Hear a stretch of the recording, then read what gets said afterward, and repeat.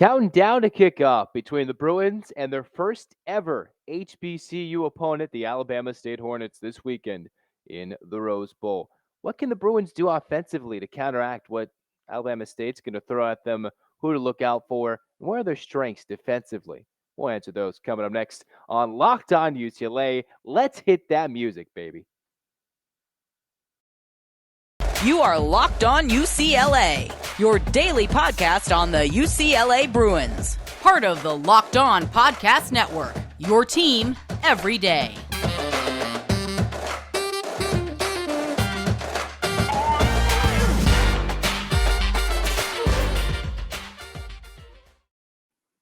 Hey everybody, it's Zach Anderson-Yoxsimer right there. There's the graphic at Zach and Yox on Twitter. You can follow if you're watching on YouTube. And if you're watching YouTube, just feel free to comment, like, and subscribe as we're trying to get to that 200 subscriber plateau by the time the next week rolls around. If you are, thank you for it. If you're listening, just thanks for making Locked On UCLA your first listen each and every day as the Bruins are excited. Let's jump this low laptop here. Let's go. As we're excited, thanks for tuning in each and every day. This episode is brought to you by Upside as we kind of look into maybe what the Hornets can throw defensively, not too much into schemes, but what are the things that they've succeeded at defensively under their first-year head coach, and some basketball news. We'll get to that at the end involving Cody Riley for the UCLA men's basketball team, former member of the team leaving to go pro. So for the Bruins, this is how we're ready to go. UCLA coming off a 45-17 win over Bowling Green, 1-0, an Alabama State team who is 2-0, fresh off a SWAC MEAC Challenge win in Week 0, and then a win over a D2 college, Miles College from Alabama, and winning that one in a one-score fashion, 21-13. We went over that in our previous episode. And for UCLA, most importantly, the Bruins need some way, somehow, to fix, just simply let's not have so many issues with the offensive line and with all the other things that they had in that game one. As for UCLA, the most important thing is play a lot cleaner offensively. So let's dive in as to what Alabama State will throw at them. First off, for the Hornets, it's their first ever game in program history against the team from California, just like it's UCLA's first ever game against an FCS opponent, and most importantly, an HBCU, which is why they'll celebrate that Saturday afternoon into the early evening at the Rose Bowl. Some guys to look out for include Brandon Gaddy. That's the big name, a defensive end who's had a fantastic start to the season for the Hornets. I know I mentioned for the Alabama State defense, Urshad Davis, the DB, also the coach's son, Jacoby Robinson, I believe. That's one of the defensive transfers he's come in. But the guy to look out for, Brandon Gaddy, defensive ends, coming off a career-high 10 tackles. He had a couple of sacks, forced a fumble in a single game. He leads the team, and I think leads his conference, the SWAC, with a total of 5 solo tackles for loss. This team as a whole, Alabama State, has 7 sacks, leading their conference. They've forced 4 fumbles, recovered 2 of them, and they have an interception on the season. So this is a team that likes to get after it defensively. You can look at the competition. Yes, game 1 win over Howard, game 2 win over Miles College, but you got to play who's in front of you. They've gotten wins, and they come after you, and just arguably like Bowling Green's strength was, Alabama's strength was their defense. Alabama State's strength is their defense, which is somewhat to what UCLA will see going into this Saturday's affair. So for DTR and company, how can they negate facing the pressure that they'll see against Alabama State? Well, one, the offensive linemen just got to be bullies. They got to act like they're bigger, stronger, faster than an inferior opponent they'll be playing on Saturday in the Rose Bowl. A team that is coming off wins, having their best start in nearly 12 years, 2-0 for the first time since 2010 for this Alabama State team, a defense that's ready to rock and roll. They've only given up 13 points in each of their first couple of games, but so far they haven't scored that many points, which leads UCLA offensively and defensively to stack up the points. You see that point spread. It's about 50 points, I believe. You can look at it. It's a wide margin. People are expecting UCLA to win by, but maybe it might not be without a drive or two of struggle at some point during the game. And I'm not saying there will be any struggle with the Hornets at all, but sometimes not every drive will end in a touchdown, as much as we maybe like to be this weekend. For the Hornets, they're here to play, here to enjoy the Rose Bowl. As the Bruins, they're here to clean up things and play much cleaner offensively. So, UCLA, how can they do that? One, simply, let's see if UCLA can get that vertical game going and go up the sideline. I know it's a lot of up tempo, quick swings, and you don't want to burn too much of the playbook in these early games in this part of the season. But maybe let's see what UCLA can do in DTR. What do the vertical threats look like up and down the sideline? Maybe for UCLA, you can hit Jake Bobo up a seam, maybe a tight end. I know Ezeki left game one. Michael Ezeki, the tight end, who's expected to be, who was expected to be the starter in the absence of Mike Martinez and Greg Dulcich's departure to the NFL. You have Hudson Habermill, Ezeki a little banged up. We'll see how game ready he is if they want to push him for Alabama State. And you can look at those two deeps, but it really just depends what happens on game day, how these guys are feeling, and how the weather may play a factor in this game this weekend. And if there's not rain, I'd like to see for the Bruins some sort of vertical game early throwing the football. I know they want to get the running game going, but let's see how they can stretch the field. Doesn't have to be anything fancy. Let's just see a simple Kaz Allen streak right up down the sideline, simple fade, going all the way down, and see if he can burn the defensive back, burn the secondary, and see if DTR can hit him with accuracy on maybe a simple play action, bite the defense in, and do that. Second, can UCLA get a secondary ground game going with anybody other than, say, Zach Charbonnet? Who can be that number two back? Keegan Jones, yes, he was solid, but let's see him run the football and not see Charbonnet run as much and lighten his workload going into this next matchup against Alabama State. That's another thing I'd like to see for UCLA. Two-pronged approach. Give Charbonnet off a little bit, and how can this vertical game offensively work? We know DTR they can all make plays with their legs. A lot of short dump offs that led to big plays for the Bruins, but that's not exactly the recipe for success every game. Got to be able to hit the targets down the field. Got to be able to make plays after the catch, yards after the catch, which is what the Bruins did plenty whether after Dorian Thompson-Robinson scrambled around the field, weaving for his 68-yard touchdown on a QB run on a third down play, or simply just Keegan Jones, even Josiah Norwood in that late touchdown run from Ethan Garbers on the pitch and catch in the fourth quarter.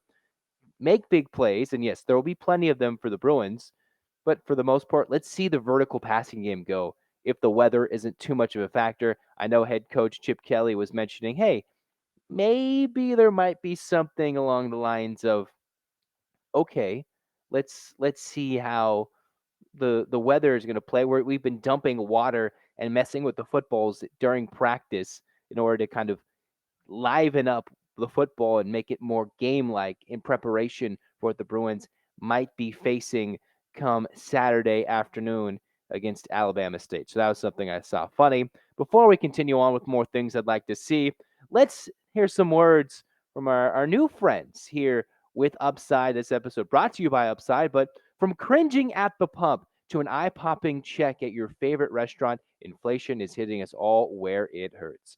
It really hurts. That's why we can start using Upside. Upside is an incredible app for anyone who buys gas, groceries, or dines out. With every purchase, you can earn cash back thanks to Upside. To get started, just download the free Upside app, use the promo code LOCKED, just locked, and get $5 or more cash back on your first purchase of $10 or more. In comparison to credit card rewards or loyalty programs, you can earn 3 times more cash back with Upside. Upside users are earning more than $1 million back every week.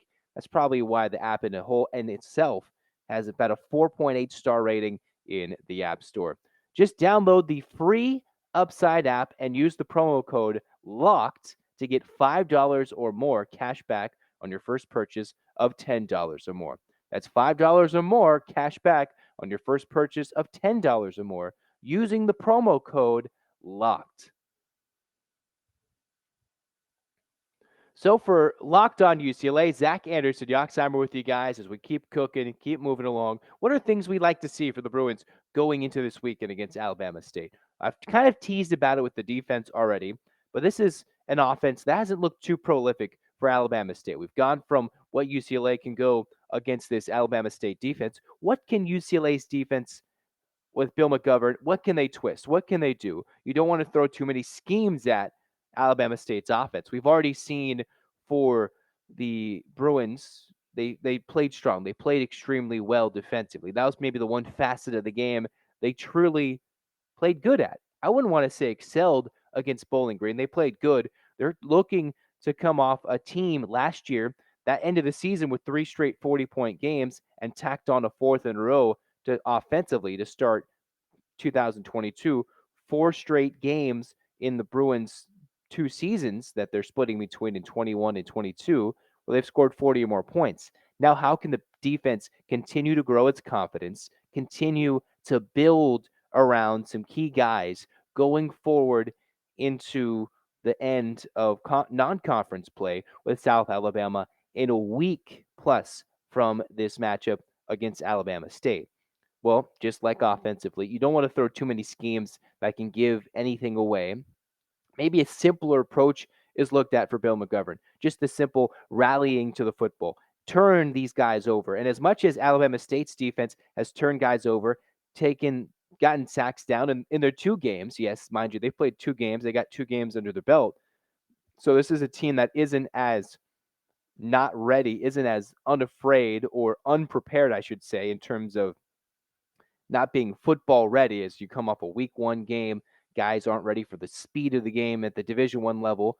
But for Alabama State, they've played their 2, this will be their 3rd game. They should be used to putting the pads on, getting ready, a little bit of some travel here and there, and playing teams regardless of the weather. Yes, their week 1 or week 0 game for Alabama State already had some weather problems. They will have no problems with it.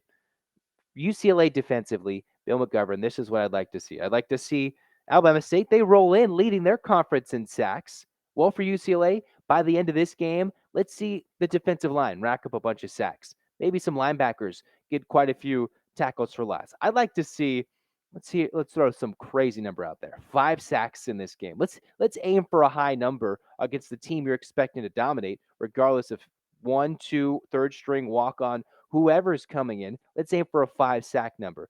Go for at least 8 tackles for loss, combining, who knows, 2 or 3 turnovers. They played between 2 quarterbacks, between their dual threat quarterback Davis. You have Miles Crowley, who's coming off this Labor Day Classic game against Miles College. He was the offensive game MVP for them. There's 2 guys they can throw at UCLA, so they got to go through the tape. Who to expect? You can look at 2 deeps and depth charts. They'll be a little funky, especially at quarterback. So they have to be prepared for a multitude of guys at the QB level. Quite a few receivers, quite a few running backs have already kind of briefly detailed in a previous episode, in the most recent episode of Locked On UCLA. The Bruins, they've got to be ready for anything defensively, but you don't need to give up too much. Just stay with your guys, out-athlete them, and rally to the football. Nothing dumb, no spectacular plays. Just come rally to the football and make sure that this team doesn't outsmart you. Do what you need to do, and UCLA can come away with a very easy dub defensively. What was the thing in week 1? It was just silly, goofy mistakes that was really hurting the Bruins going forward throughout that game that they put themselves back. The defense, well, yes, you're going to get burned. You may slip on the grass with the rain. Okay, that could happen. We don't know what the weather will be like. The Bruins, just do your job. And most coaches will say, just coach speak. Just do your job. Do what you need to do. Hustle, get to the ball, and make your plays. As simple as that needs to be for the Bruins defensively, that's all it needs to be. And you can win a 70-7 game against Alabama State while truly dominating. I'd like to see this defensive line get after it, get after whichever quarterback, whether it's a dual threat guy or it's Miles Crowley, who came in and had a good game last time for Alabama State. That's what they're facing against this Hornets side, who is clearly overmatched and will be overwhelmed at some point in the game. But the Bruins need to make that happen and feel that early from the jump with kickoffs. And one final thing, wrapping up this kind of UCLA football portion of it before when we move along, we'll get into Cody Riley and him moving in his professional career with our Throwback Thursday segment as per usual. The Bruins special teams. Okay, we've talked about the negative with special teams. One final thing, not exactly sure how we'll see Alabama State kicking it through the back of the end zone for touchbacks all the time with what we could see. I'd like to see the Bruins return a kickoff for a touchdown. Is that too much to ask? Is that too much to ask? We're looking at prop bets, those big plays, all those things. UCLA would love to see all these special teams units just click on all cylinders, and most importantly, get a kickoff return for a touchdown. For the punts, let's just get the basics down, get the punt off, receive the football. That's not trying to be snarky. Just get those things down with elements in play. For the kickoff game, let's see how things can churn and burn when you guys are given an opportunity, like Kaz Allen, to go run up the sideline and use the speed he's been blessed with in the kickoff return game. As we say, all right, let's take a breath and we'll pause with more basketball as the audio side get more sponsors. Here on YouTube, we churn on and continue to move into the Cody Riley side of things. Here is our usual Throwback Thursday segment. I like to find little bits and pieces of something interesting I can look up, and voila, just like our first Throwback Thursday segment of the relaunch with Anthony Barr signing with the Cowboys at the time. Now we have Cody Riley, who is joining KK Rogaska in Liga Nova KBM, the Premier A League in Slovenia. It's a lot of words to say. He's playing pro ball in Slovenia after a couple of cracks at looking at combine scouts, going through the workouts with multiple NBA teams during his college career in 18 and I believe in 21 after that Final Four run. Cody Riley didn't seem to have the NBA skill set. It was clear he was an undersized big man and not a skilled big man in a day and age where big guys are super skilled in the NBA. It's not that he can't have a good pro career, maybe just not the NBA is for him. But most importantly, he's going to go play pro overseas. He's about to be in his mid 20s. And let's revisit this Cody Riley career, a topsy turvy career it indeed was for Mr. Riley out of Kansas City, Kansas, a guy who, with his family, moved into SoCal early parts of middle school, a guy who was a bit older going through his formative years in high school with him playing so many years in college. If he had one more year of eligibility that he used, which he did, he would have been 25 going through this potential extra COVID year he was granted. So back in 2017, I know Bruin fans, you don't want to hear it, but it was that international incident with the shoplifting, whether it was the Jalen Hill, LiAngelo Ball, and Cody Riley, unfortunately, was a part of that trio who, with the Bruins, all had to deal with a suspension redshirt, unavailable to play under that Steve Alford team after that wonderful run with Lonzo Ball the year before. Immediately, they go overseas, an international trip, everything. It was a circus, almost embarrassing every UCLA fan, the university, kind of the nation as a whole. And that's where the bad starts, and one could say the bad for Cody Riley ends. He came back, a different guy, became a contributor immediately in that next year, then a starter and a big starter in the 1920 season and owned up to it. You can go read LA Times articles where it's him owning up and how he grew up as a man because of that. With the mandatory quote unquote suspension turned redshirt, that's how it was counted as for his year, a redshirt year, if you will, for Cody Riley. So then he had that incident coming out of Sierra Canyon where he played high school ball, a dominant high school player at that, where he was the number one power forward in the state of California, number two, I think, in the Western region. So he had some highly touted accolades coming in at 6'9", a bit undersized. But Mick Cronin, he picked him up, or Mick Cronin, I should say, kept with them after he was picked up before Cronin came to UCLA. And overall, after the bad start for Cody Riley, it went from, the dispute to now he's helping with kids. And we saw Jalen Clark having the youth clinic out in Riverside. Cody Riley had one of his own not too long ago.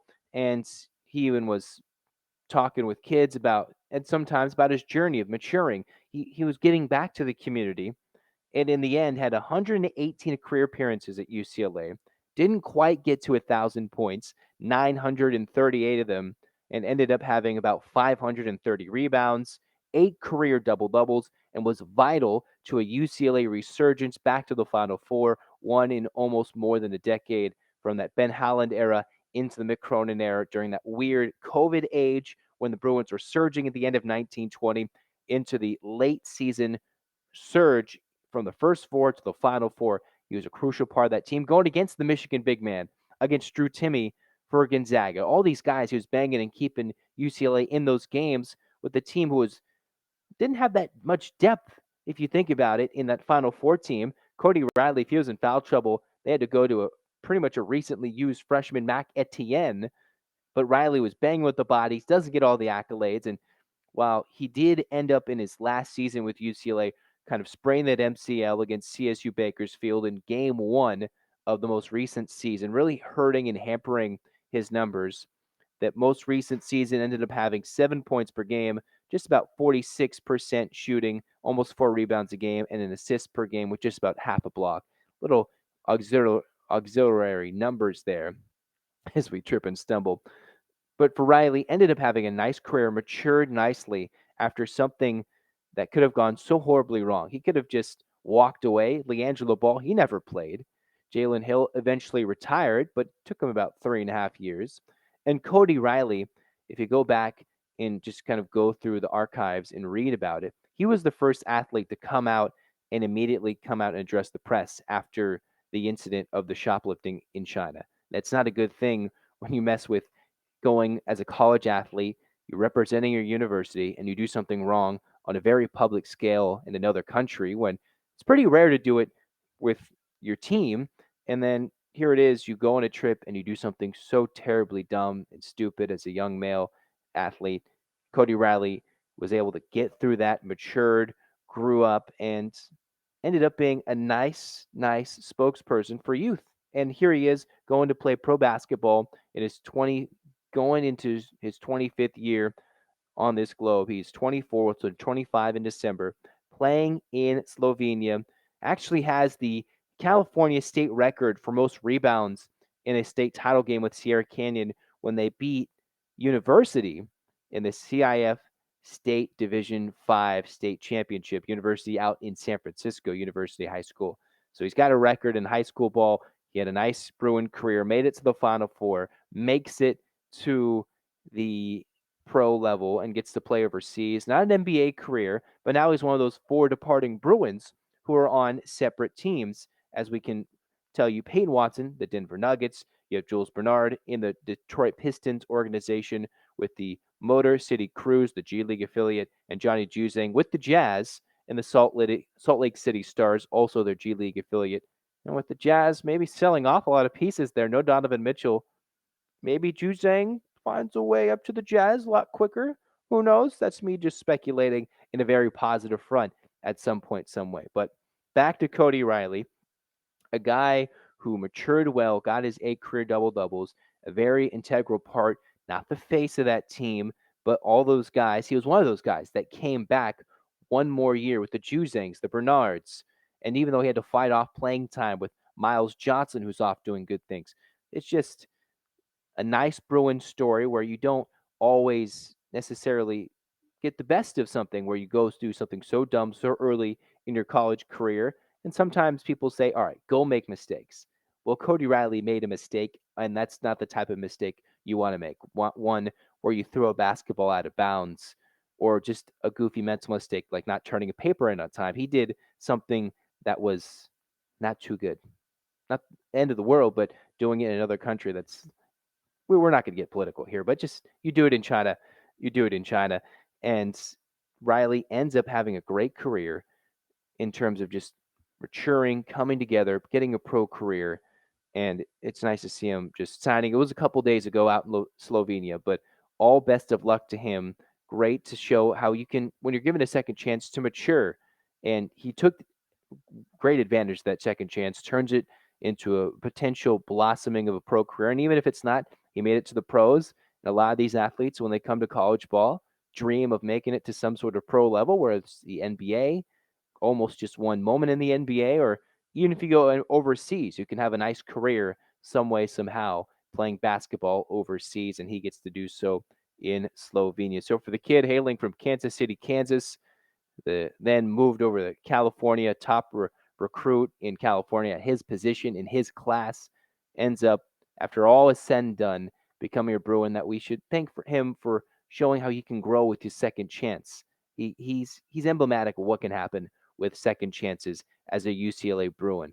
As you know, basketball season's just around the corner, folks. I know we're just starting college football, but it's only so many more weeks till we get to November. We're cruising into that almost close to middle part of September, right? I know it's early September, but you blink, then it's the middle of September, you blink, October, and then all of a sudden it's November. The Bruins are opening things up, and it's Poly Pavilion time, and we should get crazy for it. Cody Riley, salute to you. I know you went through your hardships, but you ended up in a pro career, a proud Bruin at the end of it all. And for UCLA football, they got a big game against an HBCU. Alabama State looking to go 2-0 with a big margin of victory.